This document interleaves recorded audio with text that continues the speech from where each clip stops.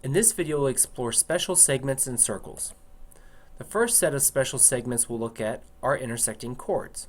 And what we know is that the product of the measures of the segments of the intersecting chords are equal.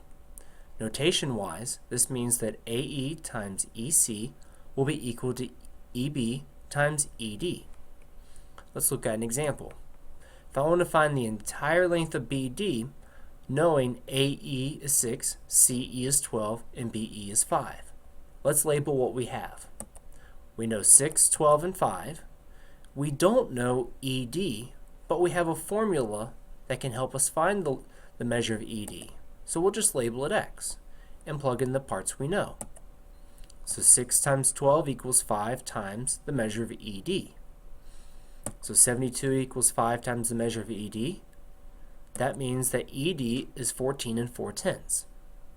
Now when I think about BD, the whole segment, I can use segment addition postulate and know that BE plus ED will equal that entire length.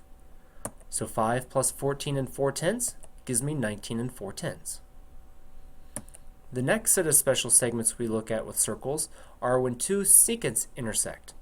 And what we know is that when we have two secants intersect outside the circle, that the entire length of a secant times the exterior portion of the secant will equal the other product of the secant times its exterior portion.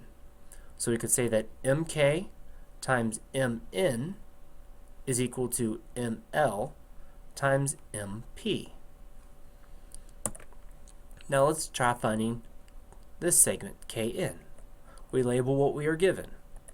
We don't know this piece, but we know MK is 10, we know that ML is 9, and we know LP is 21. Now if I think about my formula, what I really need are MN and MP. And I can use the segment addition postulate to help me get those parts. MN would be this entire length, which is 10 plus X. MP would be this lower length, which is 9 plus 21, or 30. Now I can plug in the parts I need into my equation. MN, we said was 10 plus segment KN, times MK, which is 10, will equal MP, which we just found to be 30, times ML, which is 9. Now just simplify. I'm not going to distribute because I'm going to get 270. I can divide both sides by 10 now and get 10 plus that segment will equal 27. So the length of KN will equal 17. Now the last set of special segments we'll look at are when a secant and a tangent intersect. And what we know here is that the measure of the tangent squared will equal the product of the secant and its exterior segment. And if we put that in notation, RT squared will equal RV times RW. Now let's look at an example of this.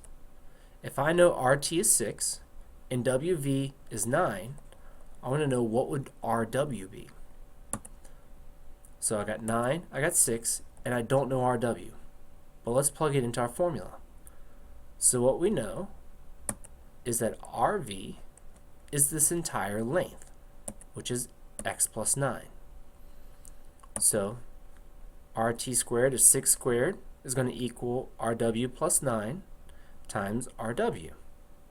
I'm going to distribute, so I get 36 equals RW squared plus 9RW. I'm going to move that 36 over because now I can look at a quadratic equation and I can just simplify it. I know that that would be the same as RW plus 12 and RW minus 3 equals 0. So if I simplify both of those, I have the options of RW equaling negative 12 and RW equaling 3. Well, since we're dealing with measures of segments, they are always positive, so we cannot have a negative 12.